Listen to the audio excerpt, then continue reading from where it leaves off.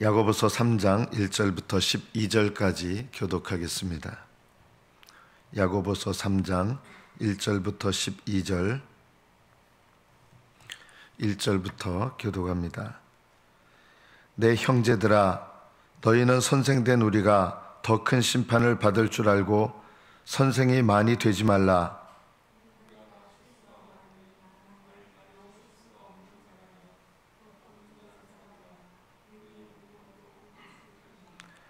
우리가 말들의 입에 재갈 물리는 것은 우리에게 순종하게 하려고 그 온몸을 제어하는 것이라.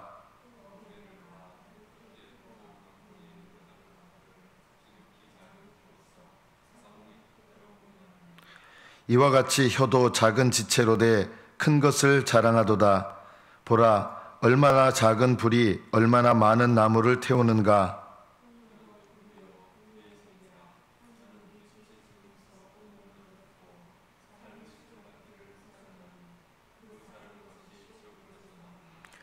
여러 종류의 짐승과 새와 벌레와 바다의 생물은 다 사람이 길들일 수 있고 길들여 왔거니와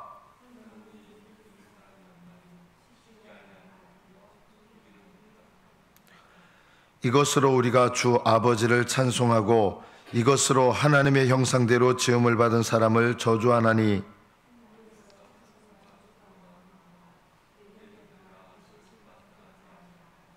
샘이 한 구멍으로 어찌 단물과 쓴물을 내겠느냐.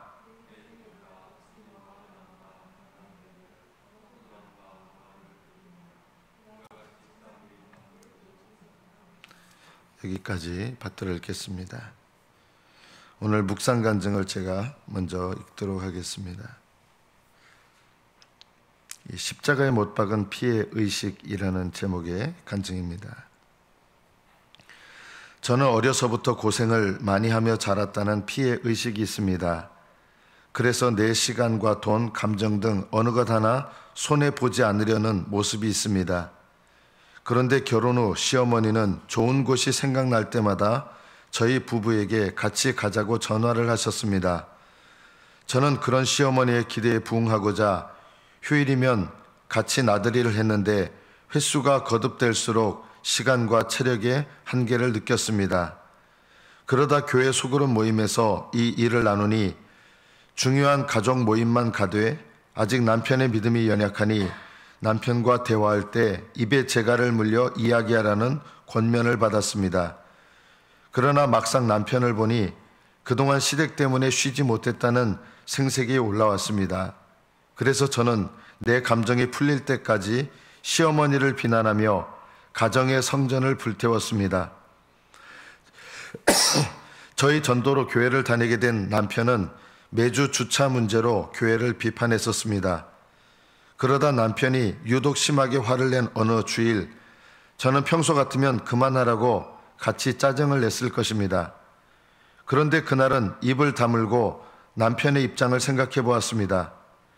그러자 신기하게도 교회를 욕하는 남편의 모습에서 시댁을 욕하는 귀신 들린 제 모습이 보였습니다. 구원을 위해 시댁을 섬기겠다고 입버릇처럼 말했지만 실상은 남편에게 요구사항을 건강하게 표현하지 못하고 시어머니를 비난하는 이중적인 제 모습을 보게 된 것입니다. 그리고 남편을 괴롭히는 죄인이 저라는 것이 인정되어 토달지 않고 남편의 짜증을 받아낼 수 있었습니다. 그 다음 날에는 큐티를 하다가 함부로 말하는 저의 불순종을 깨닫고 남편에게 문자 메시지로 제 잘못을 사과했습니다. 저는 이 일로 오직 성령을 받아 내 죄가 깨달아져야만 진정한 사과가 나오고 구원의 말을 할 수 있다는 것을 배웠습니다. 매일 말씀 묵상으로 저의 피의 의식을 십자가에 못 박고 입에 재갈을 물려 온전하게 말하는 훈련을 잘 받겠습니다. 우리의 삶 속에서 제일 힘든 것 중에 하나가 입에 재갈을 물리는 훈련입니다. 어제 야고보서의 본문은 아니고 이사야서의 본문이지만 예수님께서 이 땅에 새하늘과 새 땅에 천년왕국, 주님께서 다스리시는 나라를 세울 때 사자, 이리, 표범, 곰 이런 사나운 짐승들이 연약한 동물들과 함께 거하게 된다고 했죠. 그게 꼭 동물들 얘기가 아니라 사자와 같은 우리 모습이에요. 곰과 같은 우리 모습. 늘 우리는 다른 사람에게 반감을 품고 다른 사람을 해칠 준비가 되어 있습니다. 또 우리 모습을 보면 우리는 독사 같은 모습이 있습니다. 우리 혀 밑에 침샘이 있는 것처럼 우리 혀 밑에는 영적으로는 독을 뿜는 독사의 샘이 있습니다. 독샘이 있어서 이 독샘 때문에 말을 할 때마다 다른 사람을 독사처럼 무는 것입니다. 마음의 행동이 생각이고 입술의 행동이 말이고 몸의 행동이 행위입니다. 우리가 제일 많이 짓는 죄가 뭐냐면 생각으로 짓는 죄를 제일 많이 짓습니다. 그냥 어쩔 수 없이 드는 그런 생각을 말하는 게 아니라 내가 의도적으로 하는 생각, 이것을 말하는 것입니다. 내가 의도적으로 하는 어떤 생각을 하는데 이 생각이 하나님의 뜻과 상관없고 하나님의 뜻을 거스리고 하나님의 영광을 거스르는 그런 의도적인 생각을 할 때 잘못된 생각을 하는 것, 이것도 행동입니다. 겉으로 전혀 드러나지 않았다 할지라도 내가 의도적으로 어떤 생각을 품는 것, 이것이 행동이라는 것을 알아야 됩니다. 이런 행동은 하늘나라에 주님께서 다 보고 계시는 거예요. 이게 행동이에요. 마음의 행동이 생각입니다. 그냥 어쩔 수 없이 드는 생각, 내가 그런 생각을 하기 싫은데 마귀가 넣어주는 생각들이 있어요. 그런 생각 하기 싫은데 이런 것에 대해서는 물리치셔야 됩니다. 지나치게 죄책감을 가질 필요가 없습니다. 그러나 내가 자발적으로 의도적으로 어떤 악한 생각을 품었다면 이것은 행동이기 때문에 하나님 앞에 회개해야 됩니다. 그런데 이렇게 생각으로 범하는 죄는 다른 사람들에게 이게 보여지지 않기 때문에 직접적으로 사람에게 행하는 행동은 되지 않습니다.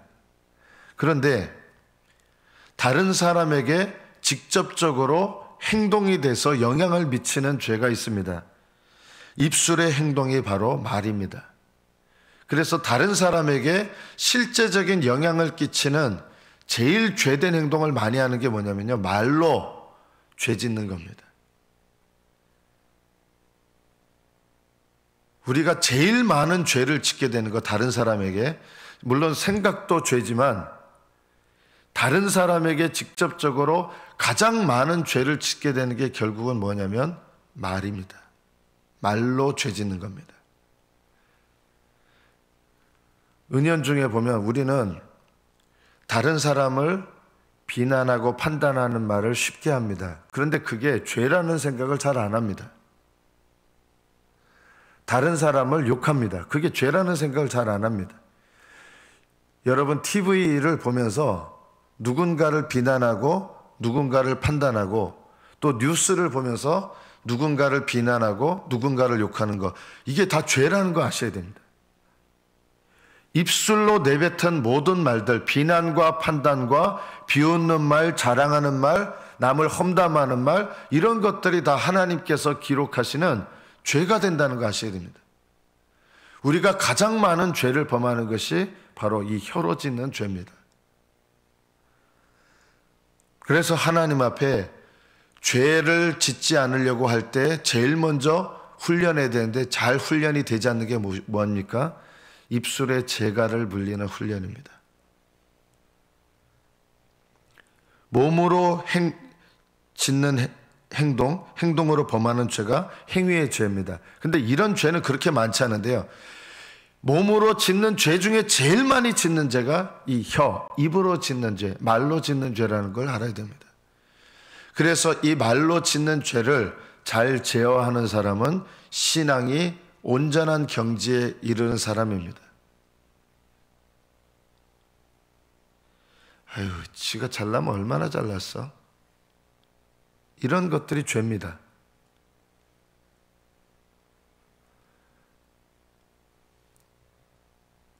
저 하는 짓 좀 봐라, 저거.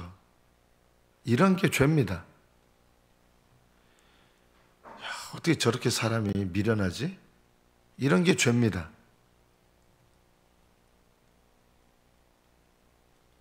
열받아. 내 저 인간 때문에 못 살겠는데? 이게 죄입니다.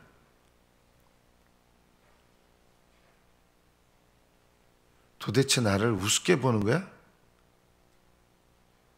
정말 짜증나서 견딜 수가 없네. 내가 두고 보자. 내가 언제가 너 갚아준다. 이런 게 죄입니다. 직장에서는 자기보다 하급 직원에게 에휴, 저 미련한 것 같으니, 이런 게 죄입니다. 상사를 향해서 어떻게 저런 인간이 다 있어? 이런 게 죄입니다. 우리가 말로 짓는 죄, 하루 중에 말하는 것 중에서 믿음으로 말하는 것이 얼마나 됩니까? 입으로 나온 말 중에 믿음으로 말하는 것은 얼마나 됩니까? 그리고 입으로 범죄하는 게 얼마나 됩니까?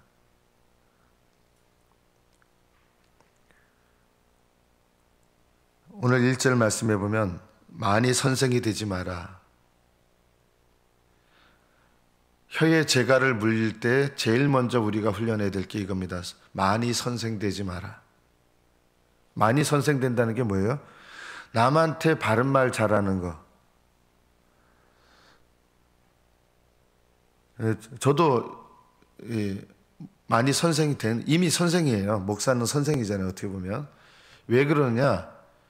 다른 사람에게 바른 말을 하는 사람은 그 말이, 내가 한 말이 기준이 되는 거예요. 하나님 앞에 내가 한 말이 기준에 대해서 나의 기준의 말을 가지고 하나님이 심판하시는 거예요. 그래서 다른 사람에게 뭔가 옳은 말을 하는 사람들은 더 조심해야 된다는 거예요. 옳은 말 하려고 하시는 분들, 이 말씀을 꼭 기억하셔야 됩니다.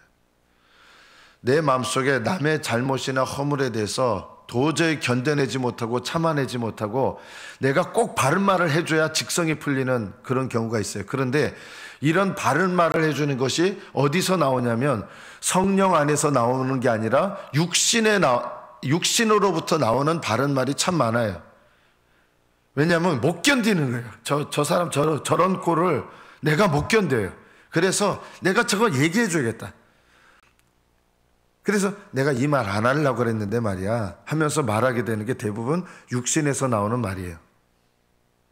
이런 말들은요, 바른 말을 하는 것 같지만 물론 틀린 말은 아닌데 이런 말은 왜 해가 되느냐? 이거는 나한테 해가 되는 말이에요.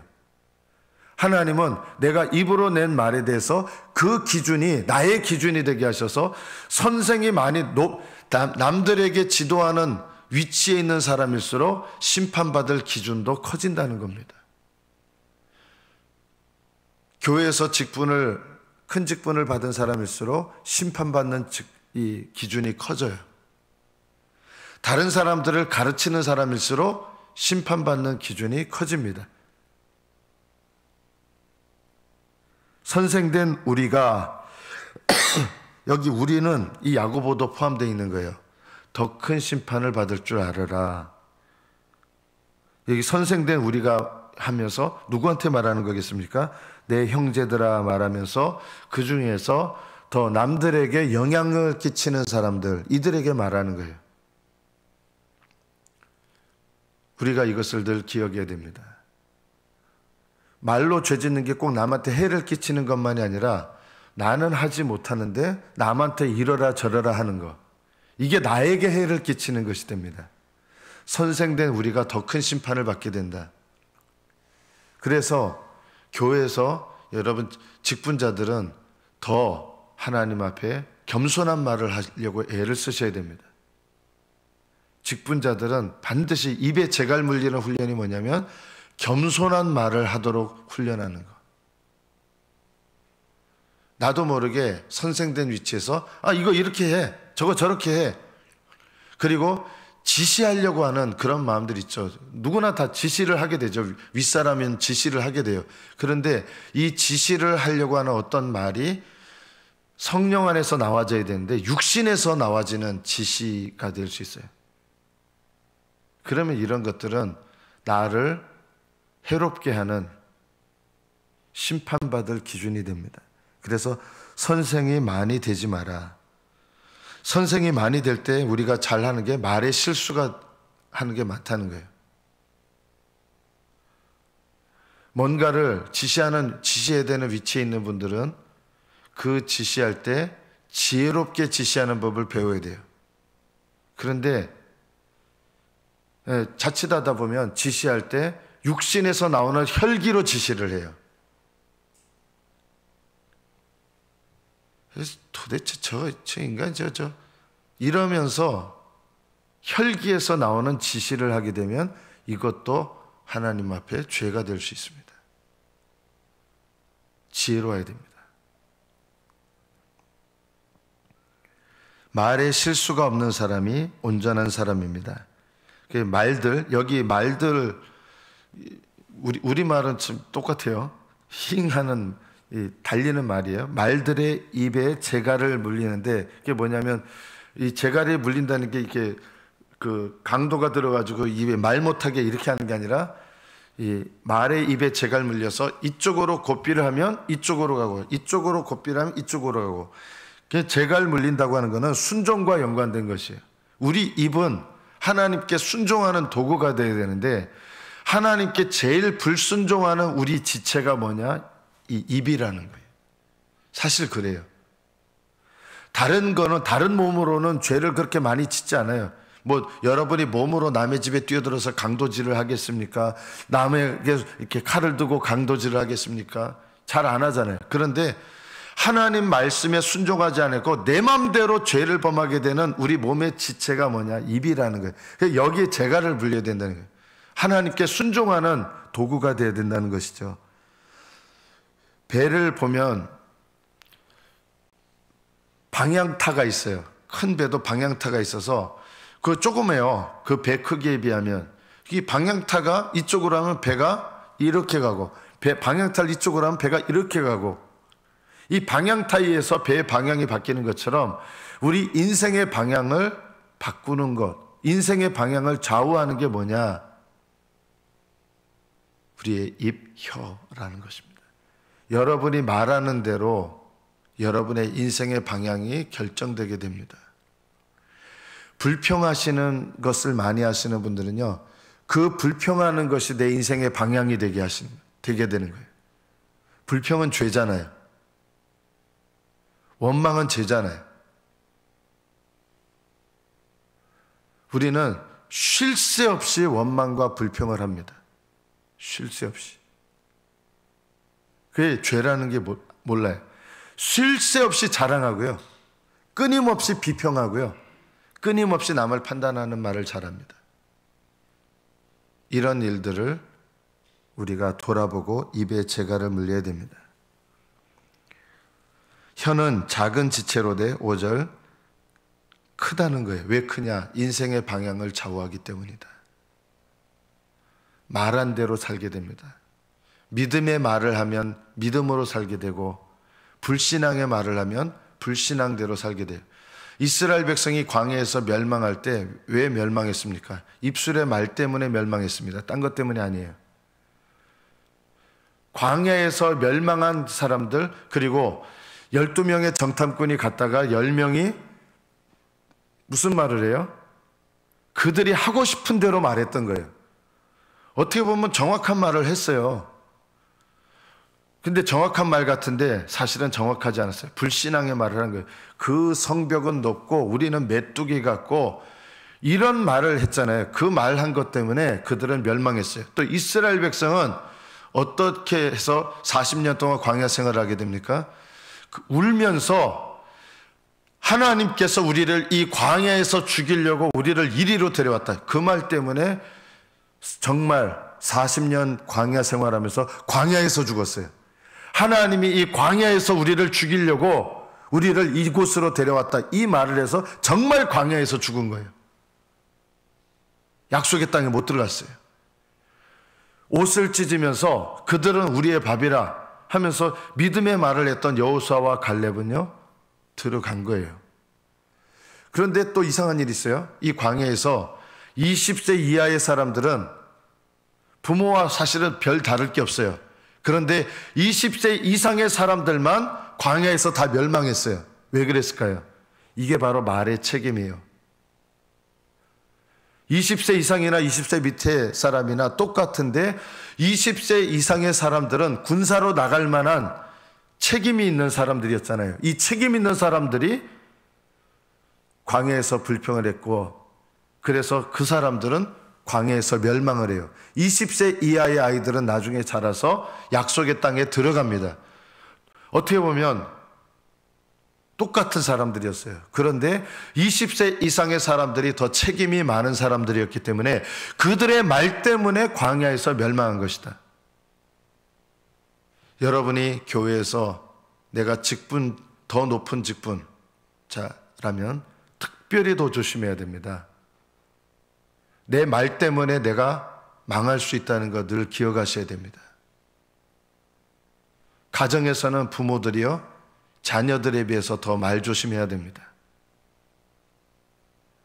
20세 이상의 사람들은 다 그 말 때문에 광야에서 멸망했고, 20세 이하의 너희들 못 들어갈 거라고 했는데 걔네들은 들어갔어요. 다 들어갔어요. 혀는 곧 불이요 불의의 세계입니다. 여기서는 이 혀를 육신대로 쓰이는 혀를 말하는 거예요. 믿음으로 말하는 입을 말하는 게 아니라 육신대로 말하는 입은 불이에요. 우리를 태우는 불이 될 수 있고 불의의 세계다. 육신, 우리 안에는 여전히 육신이 있거든요. 우리는 독사의 셈이 있다는 거 아셔야 돼요. 우리는 구원받았지만 아직 옛사람의 본성이 남아있어요. 그래서 우리는 우리 혀 밑에 독이 있다는 거 아셔야 돼요. 그래서 말하는 거 조심해야 돼요. 나는 거듭났고 구원받았어도요, 우리는 아직 옛 본성이 남아있기 때문에 우리 혀 밑에 독샘이 있다는 거 늘 기억해야 됩니다. 불의의 세계가 있습니다. 이 불의의 세계는 우리 지체 중에서 온몸을 더럽히고 삶의 수레바퀴, 내 인생 전체를 불살라 버릴 수 있습니다. 내가 지금까지 다 해놓고 그거 자랑할 때 다 태워버리는 거예요. 주님을 위해서 열심히 섬겼는데 자랑하면서 싹 태워버려요. 삶의 수레바퀴를, 내 인생 전체를 내 불신앙의 말로 태워버릴 수 있는 것처럼 주님을 위해서 기껏 수고해놓고 그거 자랑하면서 다 태워버리고, 주님을 위해서 기껏 수고해놓고 원망하고 불평하면서 싹 태워버리고, 얼마든지 그럴 수 있어요. 그래서 우리의 말 때문에 인생의 수레바퀴, 인생 전체를 태울 수도 있고, 내가 말 때문에 열심히 봉사해놓고 내가 다 태워버릴 수 있다. 그래서 하나님 앞에 욱하면서 나오는 이런 말들을 제어하려고 애쓰셔야 됩니다. 욱하려고 하는 게 뭐예요? 욱하면서 말하는 모든 말들은 독샘에서 나오게 돼 있습니다. 성령께서는 우리의 입을 사용하실 때 욱하면서 말하게 하시는 법이 없으십니다. 욱하면서 말하는 모든 말들은 다 육신에서 나오는 것이고, 그것은 우리의 독샘이 열려서, 욱하면서 말하는 모든 말들은 독샘이 열려서 사람을 죽이는 말이 될 수 있습니다. 우리가 늘 이것을 기억하고 말하는 것을 제어해야 된다. 이게 길들여지지 않는 거예요. 여러분, 죽을 때까지 길들여지지 않아요. 이게 언제 길들여져요? 죽어야 끝나요, 우리가요. 우리가 이 땅에서 죽으면 더 이상 육신의 이 본성에서 해방되는 거거든요. 또는 주님께서 재림하실 때 새 몸을 받을 때는 이런 육신이 완전히 없어요. 그때는 없어지지만 여전히 남아있어요. 이게 길들여지지 않는다는 거예요. 그럼 어떻게 돼요? 그래서 재갈물리라는 것입니다. 늘 말하기 전에 재갈물리는 훈련부터 먼저 해야 된다. 분노한 상태에서 결코 말하지 마십시오. 그때 재갈물리셔야 됩니다. 화가 나서 내가 말하려 할 때 그때가 재갈물려야 될 때입니다. 무조건. 욱해가지고 말하려고 할 때 그때가 재갈물려야 돼요. 무조건 말하지 말아야 돼요, 그때는요. 그리고 그 욱하는 마음이 잠잠해졌을 때, 그때 하나님의 성령 안에서 얘기해야 되는 거예요. 얘기하지 않으면 안 되는 거예요. 말해야 될 것을 또 말하지 않는 것도 지혜로운 것은 아닙니다. 어떻게 얘기해야 되고 언제 얘기해야 되느냐. 그 욱할 때, 분노할 때, 화가 날 때, 그때 말하는 거는 재갈물려야 되고, 이거는 훈련하셔야 되는 거예요. 이때 재갈 물려야 돼요. 이게 신앙의 훈련이에요. 그리고 이것이 잠잠해졌을 때 하나님의 성령 안에서 그 사람에게 올바른 말을 성령 안에서 해주는 거예요. 그런데 또 안 받아들일 수 있어요. 안 받아들이면 또 욱하는 마음이 일어나죠. 그때 또 재갈 물려야 돼요. 화날 때, 욱할 때, 분노할 때, 이때가 재갈 물려야 되고, 또 교만할 때, 이때가 재갈 물려야 될 때입니다. 교만하면 어떻게 됩니까? 자랑하기 시작합니다. 세상 말로 말하면 자랑질을 하기 시작합니다. 이런 것도 육신의 말입니다. 자랑도 죄입니다. 내가 이런 거 얘기 안 하려고 했는데, 하나님께서 하나님까지 들먹이면서 자랑하는 거, 자식 자랑하지 마십시오. 자랑은 죄입니다. 사랑은 자랑하지 않습니다. 하나님께 감사하는 척하면서 자랑하지 마십시오.